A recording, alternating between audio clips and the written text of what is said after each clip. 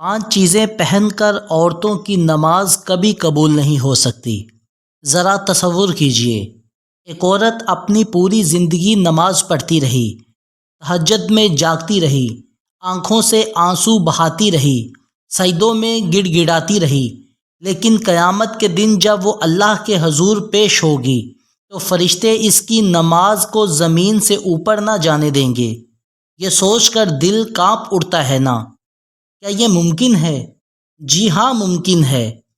اور یہ اس وقت ہوتا ہے جب عورت وہ 5 چیزیں پہن کر نماز پڑھتی ہے جو اللہ اور اس کے رسول کے نزدیک ناپسندیدہ ہیں۔ آج کی اس ویڈیو میں ہم انہی 5 چیزوں کے بارے میں جانیں گے۔ یہ صرف ایک ویڈیو نہیں بلکہ آپ کی روح کو جھنجھوڑ دینے والی حقیقت ہے۔ بسم اللہ الرحمن الرحیم۔ السلام علیکم۔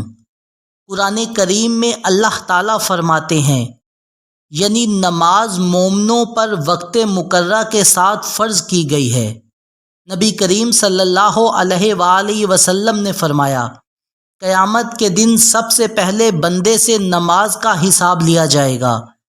اگر نماز درست ہوئی تو باقی اعمال بھی درست ہوں گے۔ ذرا سوچئے، جس عبادت کو سب سے پہلے پیش کیا جانا ہے، اگر وہی رد ہو جائے تو باقی اعمال کی کیا حیثیت رہ جائے گی؟ پہلی چیز باریک یا شفاف کپڑے ہیں۔ ناظرین، سب سے پہلی اور عام غلطی ہے باریک کپڑوں میں نماز پڑھنا۔ نبی کریم صلی اللہ علیہ وآلہ وسلم نے فرمایا، 2 گروہ ایسے ہیں جنہیں میں نے جہنم میں دیکھا ہے، اور دوسرا گروہ وہ عورتیں ہیں جو لباس پہن کر بھی ننگی ہوں گی۔ باریک کپڑے پہننے والی عورتیں بظاہر ڈھکی ہوئی لگتی ہیں، لیکن حقیقت میں وہ ننگی شمار ہوتی ہیں۔ ایسی نماز قبول نہیں ہوتی، چاہے خانہ کعبہ کے سامنے ہی کیوں نہ پڑھی جائے۔ دوسری چیز تنگ کپڑے ہیں۔ فیشن کے نام پر تنگ لباس آج کل عام ہے۔ نماز میں سطر ڈھانپنا فرض ہے، لیکن جب لباس اتنا تنگ ہو کہ جسم کی بناوٹ واضح ہو تو یہ سطر کو ڈھانپنا نہیں بلکہ نمایاں کرنا ہے۔ فقہا نے لکھا ہے کہ نماز اس وقت تک صحیح نہیں ہوتی جب تک لباس ڈھیلا اور ایسا نہ ہو جو جسم کے نشیب و فرائض کو ظاہر کرے۔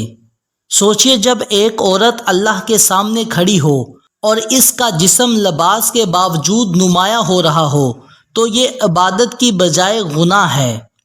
تیسری چیز خوشبو لگا کر نماز پڑھنا ہے۔ نبی کریم صلی اللہ علیہ وآلہ وسلم نے فرمایا، جو عورتیں خوشبو لگا کر گھر سے نکلیں تاکہ لوگ اس کی خوشبو پائیں، وہ زانیہ ہے۔ آپ غور کریں، اگر عورت ایسی حالت میں اللہ کے سامنے کھڑی ہو تو کیا اس کی نماز قبول ہوگی؟ خوشبو مردوں کے لیے ہے، لیکن عورتوں کے لیے منع ہے کہ وہ خوشبو لگا کر باہر نکلیں یا نماز میں کھڑی ہوں۔ چوتھی چیز زیورات کی نمائش ہے۔ سونے، چاندی اور قیمتی زیورات پہننا عورت کے لیے مباح ہے، لیکن نماز میں جب یہ زیورات نمود و نمائش بن جائیں تو یہ تکبر کی شکل اختیار کر لیتے ہیں۔ اللہ تعالیٰ فرماتے ہیں، یعنی اللہ کسی مغرور اور فخر کرنے والے کو پسند نہیں کرتا۔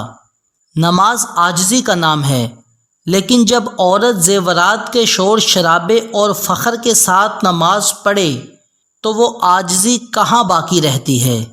پانچویں چیز غیر اسلامی فیشن یا مردانہ لباس ہے۔ آخری اور سب سے خطرناک چیز غیر اسلامی فیشن یا مردوں کے لباس میں نماز پڑھنا ہے۔ نبی کریم صلی اللہ علیہ وآلہ وسلم نے لعنت فرمائی ہے۔ اللہ کی لعنت ہو ان عورتوں پر جو مردوں کی مشابہت اختیار کرتی ہیں، اور ان مردوں پر جو عورتوں کی مشابہت اختیار کرتے ہیں۔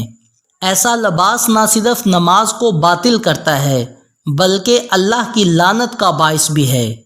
محترم ناظرین، یہ 5 چیزیں معمولی نہیں، یہ ہماری عبادت کو ختم کر دینے والی ہیں۔